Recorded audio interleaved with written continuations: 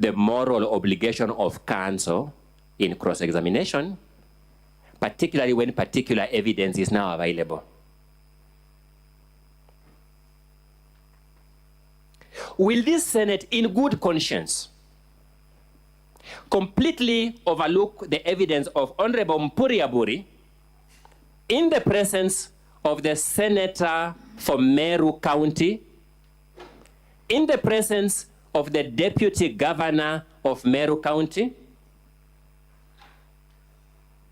in the presence of Honorable Mugambi Muridhania Rindikiri, demonstrating what they did with their hands holding the kibiri against the governor? Shall we ignore that and say she's simply throwing agenda card? Shall we ignore the overwhelming evidence of the deputy governor chanting with youth in Meru, saying how the governor is a prostitute? Isn't that the locus classicus of a sexist remark?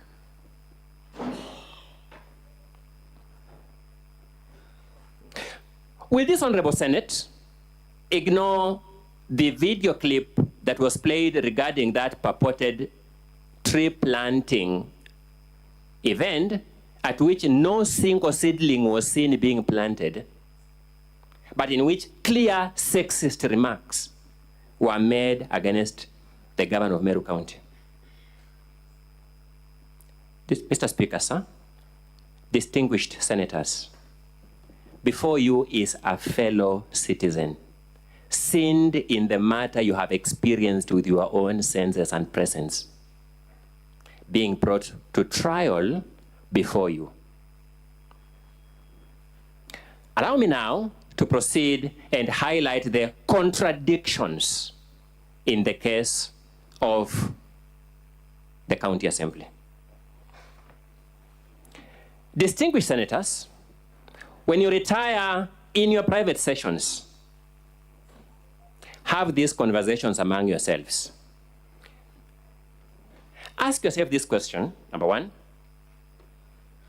The governor before you faces a charge of usurping the roles of other agencies in the county, doing the work of other functionaries in the county. Same governor then faces other charges that requires her to take responsibility for the acts and omissions of other functionaries in the county. How will you, distinguished senators, reconcile your sense of logic to that case?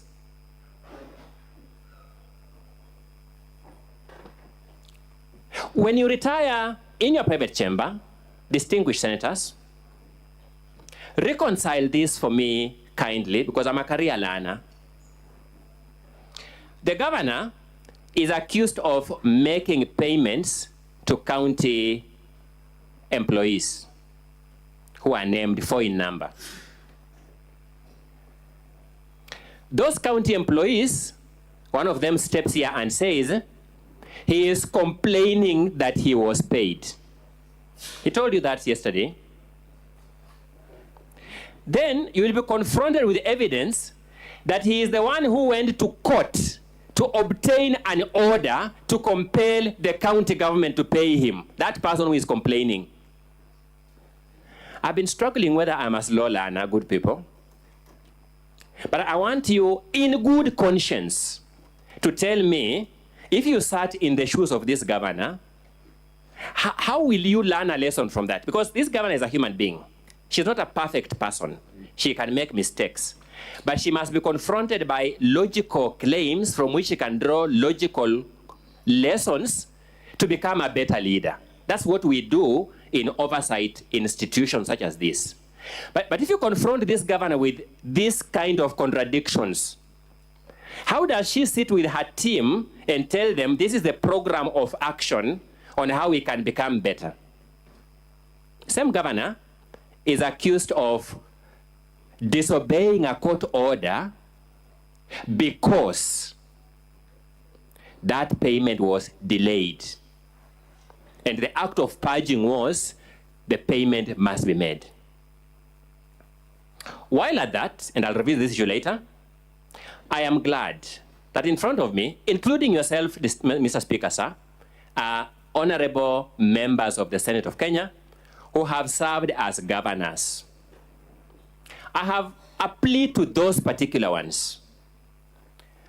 Please convey the message to your members in your deliberations of just how many cases the governor of your county, being you, was named as a respondent. If for each of those cases, the governor was to be brought here and be impeached, how many governors shall survive in this country? Is that even a sustainable way of oversighting counties? The office of governor is a standard respondent, so to speak, in virtually all claims made against the county government. At the end of it all, as was the case in the case of the 4 petitioners in MERU, a specific officer of the county government was singled out and told it was your duty, the county secretary, to ensure that these things are done. Go back and comply and come back here to tell me you have complied. Shall we ignore that direction of the court? My learned colleague, Dr. Mudomi Thiankolu, has a legal philosophy called legal sophistry.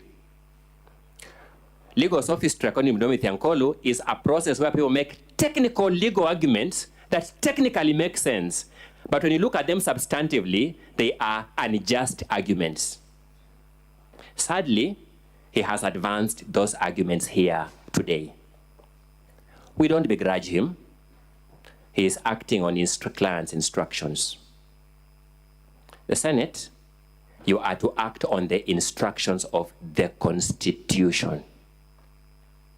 Shall you buy into that legal sophistry, or shall you buy into the Constitution?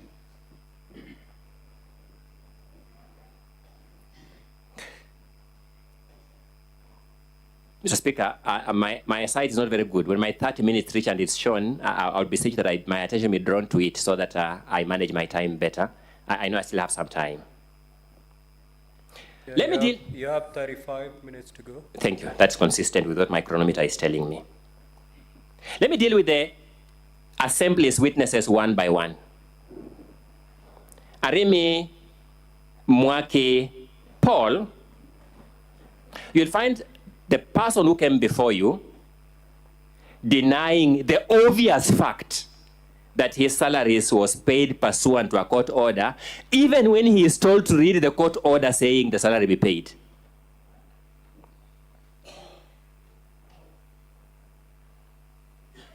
You'll find him complaining that he was in fact paid, that is his grievance. Why did you pay me? You'll find him the person who went to court to get an order to be paid. You'll find him saying, although I'm complaining that I was paid, I did not return that money to the county government. You'll be told, impeach this governor on the strength of that evidence.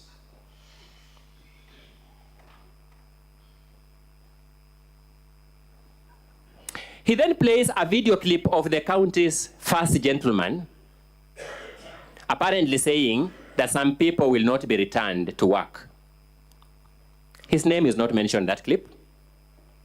The governor is not present in that meeting.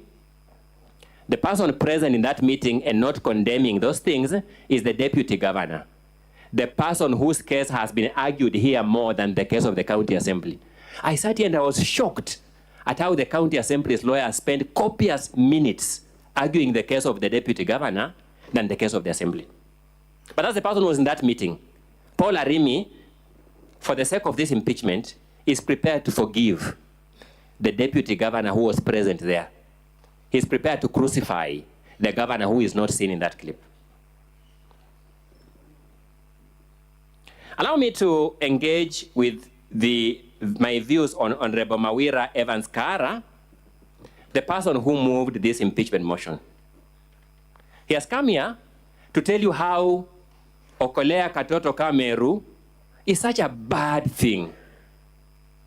You have seen his active role in Okolea Katoto ka MERU up to August this year.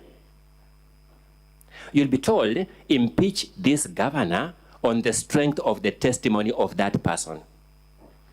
At some point, I asked my colleagues, what kind of people do these assembly members think senators are? Don't they have some residual respect for senators? Doesn't there come a time where you say, it's okay, I brought a very big case here, but I was misled. Now I am withdrawing limp 1, limp 2, limp 3, because I'm embarrassed by my own evidence. Let us focus on the following 2 issues so that we save time. They didn't do that. We don't begrudge them. We take confidence in the fact that this distinguished House is answerable to the Constitution and shall be faithful to the Constitution. Think about this, distinguished senators. Mawira Evans Kara Mheshimiwa tells you that Nefat Kinyua is the governor's brother-in-law. He then invites you to take judicial notice of that fact. It is in the public domain. I don't know. If I had a chance to engage senators one by one, I would have asked, Senator Khalwale, do you know that fact in the public domain? But I have no chance to get an answer to that.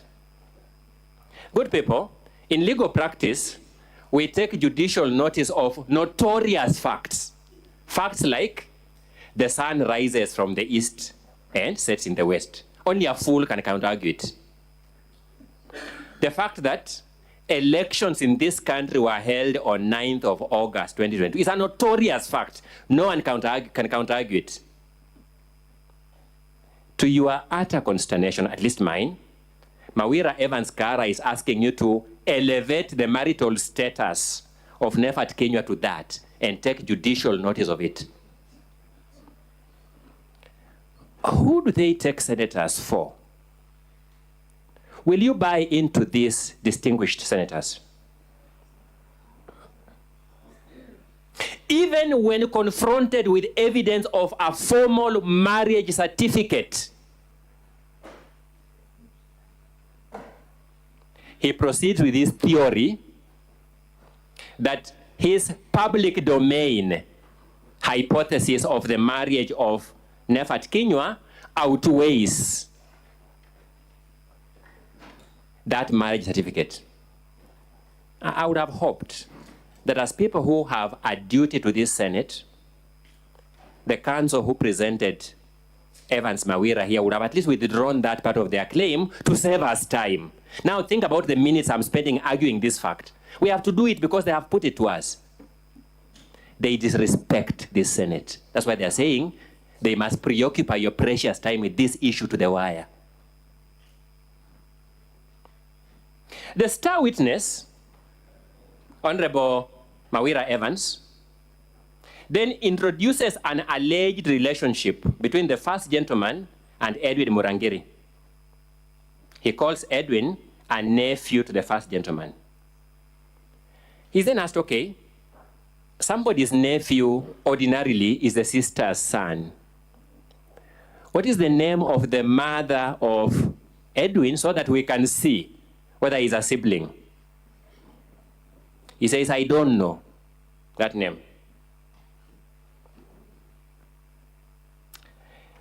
Let me put it this way, Honorable Senators. This country inherited a common law tradition at the beginning of its legal system. We have shifted significantly from the common law tradition because of our transformative written constitution. In the old common law, there was the doctrine of parliamentary supremacy. In the new order, we have the doctrine of constitutional supremacy. But I say this, even in the traditions where parliament enjoyed supremacy, surely it had no power by fiat to impose relationships upon people. Tell somebody, this is your brother from today. This is your, you have been told to make that finding yourselves as Senate, that Edwin Murangiri is the nephew to the first gentleman. So what do you do when this man begins claiming inheritance from this family by virtue of your decision? because these things have consequences. People will present this Hansard to courts in future to prove relationships. Shall we manage the aftermaths? These people did not respect this house. This witness insisted that county vehicles were destroyed in an Okolea event. We asked him, some senators asked him, vehicles in this country are identified by their registration numbers. There is no other method of identifying vehicles. I said, no, he has another method. Which is this method? The method is the affidavit of number 113748 PC Kevin Wafula is a method of recognizing or attributing ownership to vehicles. That was novel. I think the County Assembly's star witness elevated jokes to legendary heights. The witness tried to introduce a theory that the governor had employed Edwin Murangiri and Nefat Kinyua, who he claimed were the governor's relatives. We've shown there was no evidence they were.